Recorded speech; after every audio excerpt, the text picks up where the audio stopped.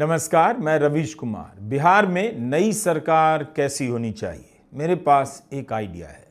बिहार की नई सरकार को पलायन के लिए काम करना चाहिए। लोग पलायन कर सकें, इस दिशा में काम करना चाहिए और एक नया मंत्रालय बनाना चाहिए, पलायन मंत्रालय। क्यों नहीं ऐसा होना चाहिए? 2004 में भारत से बाहर रहने वाले एनआरआई के लिए अलग से विभाग बना ही था और इसका नाम रखा गया ministry of non resident Indian. बाद में नाम बदला, मिनिस्ट्री ऑफ ओवरसीज इंडियन किया गया। लेकिन 2016 में इसे विदेश मंत्रालय में मिला दिया गया और विदेश मंत्रालय भारत से बाहर रहने वालों का काम तो देखता ही है। तो क्या इसी तरह देश के भीतर बिहार अपने एनआरबी, नॉन रेजिडेंट बिहारी के लिए मंत्रालय नहीं बना सकता?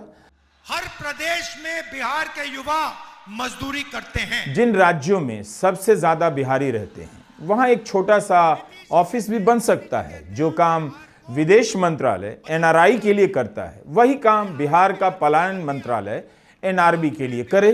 ऐसा मेरा मानना है। आप हंसेंगे, गुस्सा भी करेंगे कि सरकार का काम पलायन रोकना है। पलायन को पालना पोसना नहीं है। सैद्धांतिक रूप से आपकी बात सही हो सकती है, लेकिन प्रैक्टिकल में उल्टा हो रहा है। बिहार को फिर वही पुराना गौरव लौटाना है। कोई भी पलायन नहीं रोक सकता, ना किसी के पास रोकने का आइडिया है। पलायन बिहार के लिए प्लान बी नहीं है। बिहार के लिए पलायन प्लान ए है। बिहार की सरकार पलायन दूर नहीं कर सकती, 20 साल में साबित हो गया। नीतीश कुमार का 20 साल अगर कानून व्यवस्था का श्रेष्ठ काल था भी, तब भी इसी दौरान ज्यादा पलायन हुआ, क्योंकि अवसर बिहार में नहीं कहीं और पैदा हो रहे थे। लोग मामूली मजदूरी के लिए काम की तलाश में बिहार से बाहर जाने लगे और आज भी जा रहे हैं। गरीबी और पलायन कैसे खत्म करेंगे? बिहार के बाहर जाकर कितना कमा रहे हैं? जब वे अपने घरों के लिए ट्रेन और बसों से लौटते हैं तो उनकी हालत से आप अंदाजा लगा सकते हैं। दूसरे राज्यों में उनके साथ दिक्कतें ना हो, जहां पर रहते हैं उन बस्तियों में साफ पानी हो, शौचालय हो और इसकी रिपोर्ट लगातार बिहार सरकार तक पहुंचती रहे और इसका मुद्दा सरकार के स्तर पर उठाया जाता रहे कि सूरत के जिन इलाकों में बिहार के लोग रहते हैं उनका क्या हाल है। बिहार के लोगों को भी बताना चाहिए कि जिन बस्तियों में रहते हैं उनका क्या हाल है। क्यों बिहार के सुंदर सुंदर गांवों से निकलकर बिहार के लोग दिल्ली से लेकर मुंबई तक झुग्गियों में रहने के लिए मजबूर हैं। नाले नालियों के किनारे उनकी बस्तियां हैं। उनके बेहतर जीवन के अधिकार की आवाज भविष्य के बिहार की सरकार को उठानी चाहिए।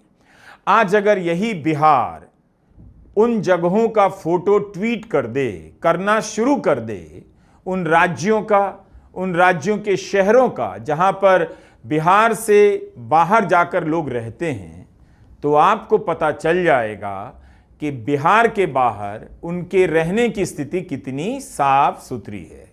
इसलिए पलायन मंत्रालय बहुत जरूरी है। अब देखिए, गुरुग्राम में एक वाकया हुआ, एक बस्ती उजाड़ी जाने लगी। तब बंगाल की मुख्यमंत्री ममता बनर्जी ने अपने सांसदों को वहां भेजा। पुलिस की हरकत से लोग डरकर भागने लगे तो ममता बनर्जी ने आवाज उठाई। इसका मतलब क्या है? इसका मतलब है बिहार ही नहीं, बंगाल में भी अलग से पलायन मंत्री की जरूरत है। ममता बनर्जी को भी पलायन मंत्रालय बनाना चाहिए और बिहार सरकार को भी। बिहार को यह सच्चाई अब स्वीकार कर लेनी चाहिए कि पलायन ही बिहार का उद्योग है, उद्यम है, अवसर है। पलायन को उद्योग का दर्जा देना चाहिए। जो पहली बार पलायन कर रहा है उसे सरकार की तरफ से रेल का टिकट मिले, एक सूटकेस मिले और पानी का बोतल मिले। अगर कोई परिवार 4 से अधिक सदस्यों के साथ त्योहार के समय बिहार लौट रहा है तो 2 लोगों का टिकट बिहार सरकार दे और बाकी 2 लोगों का टिकट रेल मंत्रालय दे। पलायन को भरपूर सब्सिडी मिलनी चाहिए, क्योंकि उद्योगपतियों को सब्सिडी मिलती है, उन्हें लाखों करोड़ रुपए की राहत दी जाती है। वे फैक्ट्री लगा सकें, इसके लिए जमीन सरकार ही देती है सस्ती दरों पर। उससे कम खर्चे में पलायन की सब्सिडी दी जा सकती है।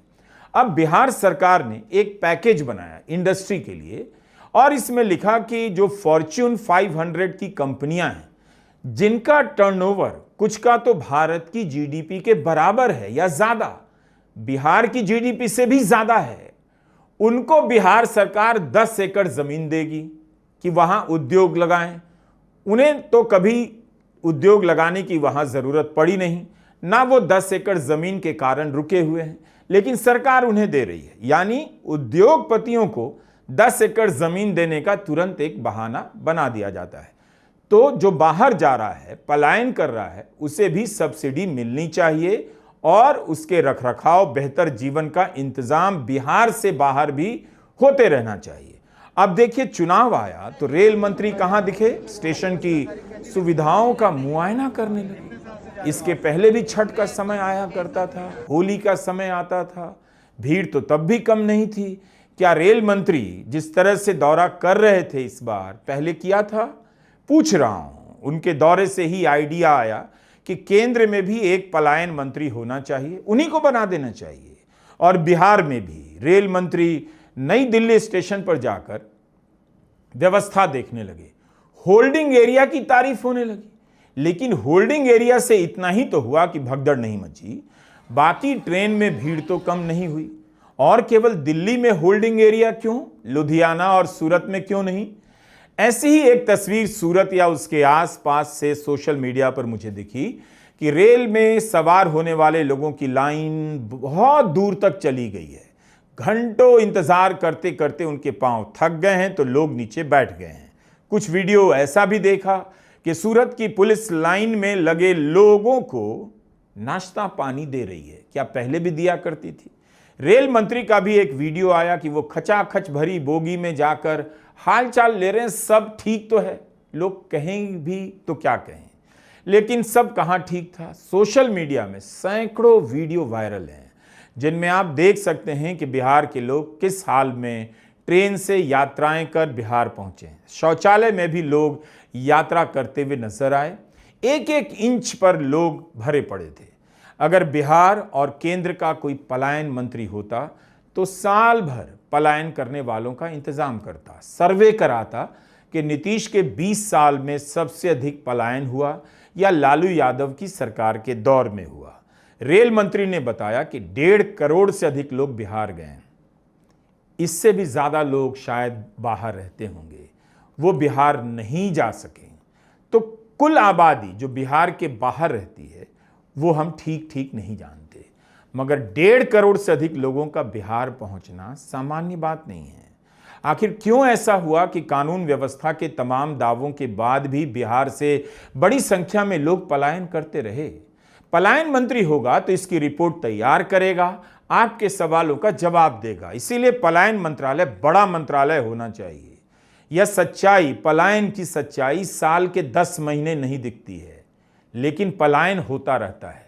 मार्च और अक्टूबर में ज्यादा इसकी सच्चाई दिखने लग जाती है, जब होली और दिवाली के समय, छठ के समय बिहार के लोग लौटते हैं 10 दिनों के लिए अपने बूढ़े माँ बाप से मिलने। गांव का गांव वीरान हो गया है। बिहार का हर बच्चा एक दिन बाहर जाएगा, इसकी उम्मीद में बड़ा हो रहा है। उसके भीतर पलायन एक सपना बनकर आता है, कब घर कर जाता है पता नहीं चलता। कोई दिल्ली से आया हुआ है, कोई लुधियाना, कोई सूरत, कोई अलग अलग शहरों से। पूरा भारत बिहार में इस वक्त पहुंचा हुआ है। किसी की हालत में बड़ा बदलाव नजर नहीं आएगा। आप छठ के समय कपड़ों का ही सर्वे कर लीजिए, जूते चप्पलों का भी हाल देख लीजिए। बिहार की गरीबी लोगों के साथ गई तो साथ ही रह गई। वहां भी गरीबी से ही लड़ रहे हैं और लौट भी रहे हैं तो उनकी गरीबी दिख जा रही है। इन सब बातों से दिल दुखता है। पलायन रोकने का इलाज किसी के पास है नहीं। हमारी राजनीति के पास रोजगार पैदा करने के सपने नहीं हैं, सोच भी नहीं है। सब कुछ जो भी है चुनाव को लेकर है। कुछ भत्ता दे दो, किसी को कुछ पैसा दे दो, नौकरी क्यों नहीं दे सके इसकी जवाबदेही कोई नहीं लेता। जैसे किसी राज्य में उद्योग की कड़ी बन गई है, कहीं ऑटोमोबाइल हब बन गया है, कहीं टेक्सटाइल हब बन गया है और बनता ही चला गया है, उसी तरह से बिहार को अब पलायन का हब मान लेना चाहिए। लोगों को सरकार ही बताए कि इस समय मजदूरी का रेट किस राज्य में ज्यादा मिल रहा है, वहां तुरंत पलायन कीजिए। ये लीजिए बिहार सरकार की तरफ से एक सूटकेस, रेल का टिकट और पानी का बोतल। आपने किस राज्य के लोगों को लाखों की संख्या में देश के अलग अलग जिलों से, शहरों से बिहार लौटते देखा है? केवल बिहार के लोग ही इस तरह से लौटते हैं। बंगाल, झारखंड, उड़ीसा के भी तो लोग हैं जो पलायन करते हैं, लेकिन इन राज्यों के लोग साल भर लौटते हैं तो पता नहीं चलता। उत्तराखंड के लोग बसों से पहाड़ों में लौटते हैं तो पता नहीं चलता, उनकी भी संख्या कम नहीं है। मगर बिहार के लोग बस और रेल से लौटते हैं जो हमेशा कम पड़ जाती है। इसलिए हर किसी को पलायन आईडी कार्ड मिले। पलायन मंत्रालय एक और काम करे, जिन लोगों ने पलायन किया है उनकी जमीन गांव में सुरक्षित रहे, उनका घर सुरक्षित रहे, इसे लेकर कानून बनाए और उनकी संपत्ति की रक्षा के लिए पलायन पुलिस बनाए। एक आईएएस अफसर भी 3 साल से ज्यादा किसी पद पर नहीं रहता, लेकिन बिहार में 20 साल से एक ही व्यक्ति मुख्यमंत्री हैं।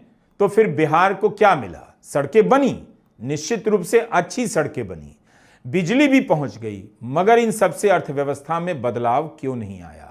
लोग गरीब क्यों रह गए? अब इस सवाल पर सोचना चाहिए। बिहार की राजनीतिक चर्चाओं को गौर से सुना कीजिए। पसंद नापसंद के पीछे चुपके से जाति झांकती नजर आएगी। लोग बहुत समझदारी से अपनी जाति छिपा लेते हैं, लेकिन जब कोई अपनी जाति बता देता है उसे जातिवादी घोषित कर देते हैं। क्यों बिहार ने कुछ पाने के लिए प्रयोग बंद कर दिया? यह चुनाव भविष्य का नहीं है, अतीत में बने जाति के ढांचे को बनाए रखने और उसे बचाए रखने का चुनाव है। हर चुनाव इसी में गुजर जाता है। एक समय था जब इस जाति ने बिहार की सामंती राजनीति को लोकतांत्रिक बनाया, बड़ा काम किया, सामंतवाद के ढांचे को दरका दिया, तब जाकर दरवाजा टूटा। गरीब जाति के लोग इसी गोलबंदी के कारण सत्ता में पहुंचे, वरना सत्ता के ढांचे में जिस एलीट का दबदबा था वो अपनी तरफ से किसी को हिस्सेदारी नहीं देता। गरीब जातियों को अपने बगल में बैठने की कुर्सी भी नहीं देता। आज भी यह प्रक्रिया जारी है, लेकिन इससे बिहार की अर्थव्यवस्था नहीं बदल रही। सारे आंकड़े बता रहे हैं कि राजनीति में भले ही पिछड़ी जाति का दबदबा हो गया है, लेकिन सत्ता और आर्थिक संसाधनों में दबदबा आज भी किसी और का है, अगड़ी जाति का। यह बात आपको बिहार के जाति गणना की रिपोर्ट से साबित हो जाती है। पिछड़ी और दलित जातियां कार से लेकर मकान और जमीन के मामले में बहुत पीछे हैं। विकास की राजनीति ने रोड और बिल्डिंग बनाने का दौर शुरू किया, खूब सारी सड़कें बनी, पुल बने और जरूरी हुआ। हम सभी को लगा इनके बनने से विकास आएगा, रोजगार आएगा, मगर आया नहीं।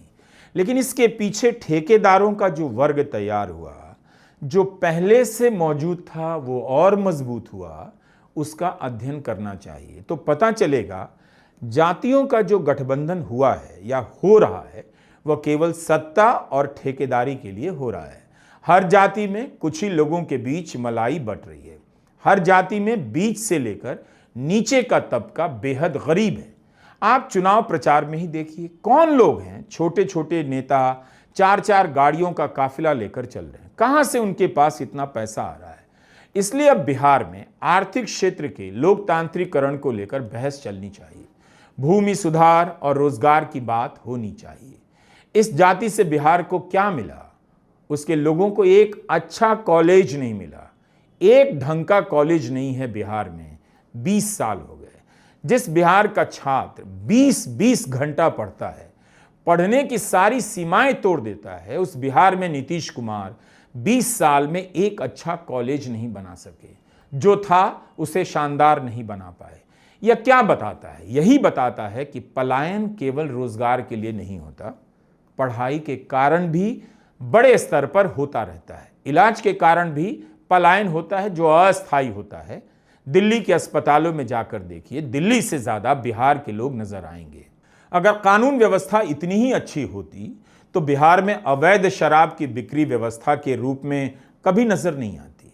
ऐसा लगता है अवैध शराब एक सिस्टम का पार्ट, एक्सटेंशन है। छठ के समय लौट कर आए बिहार को ठीक से देखिएगा, बिहार से बात कीजिएगा, समझिएगा, पता चलेगा कि जहां आए हैं वहां से अपने साथ किसी और को लेने के लिए भी आए हैं और इसके कारणों की तलाश कीजिए। हर घर में बाहर जाने का सामान बंधा है या बाहर से आए व्यक्ति का सामान रखा है। सूटकेस में बिहार रहता है, एकदम चलने के लिए तैयार, बाहर जाने के लिए 20-20 घंटे की यात्राएं बस से कर रहा है। दरभंगा से दिल्ली तक की बस चल रही है। लोग बहुत बुरी हालत में यात्राएं कर रहे हैं, उनका शरीर अकड़ जाता है। बिहार के लोगों ने अपनी मेहनत से देश को बदल दिया, कम मजदूरी में अच्छा काम कर दिखाया, उद्योगपतियों को अमीर बनाया। तो इसीलिए बिहार के लोगों के पलायन के लिए अलग से CSR फंड होना चाहिए, बजट होना चाहिए। ढोंग मत कीजिए, पलायन को आधिकारिक दर्जा दीजिए, पलायन पहचान पत्र बनाइए, पलायन मंत्रालय बनाइए, पलायन मंत्री बनाइए। पलायन से पलायन मत कीजिए, पलायन को स्वीकार कीजिए, अंगीकार कीजिए, पूरे बिहार को पलायन कराइए और बिहार लौटने के लिए ट्रेन चलाइए। मकसद सिर्फ इतना है। बिहार का कोई आर्थिक मॉडल नहीं है तो आप बताइए, एक राज्य बिना आर्थिक मॉडल के कब तक चल सकता है? अगर इस सच्चाई का सामना नहीं कर सकते तो आज ही पलायन कीजिए। जो नहीं कर रहा है उससे भी पूछिए, पलायन क्यों नहीं कर रहे हो, यहां क्या कर रहे हो? हमारे कहने से नहीं, लोग वैसे भी पलायन कर रहे हैं। हमने तो बस इतना कहा, पलायन को विकास मान लीजिए, मंत्रालय बना दीजिए। नमस्कार, मैं रवीश कुमार।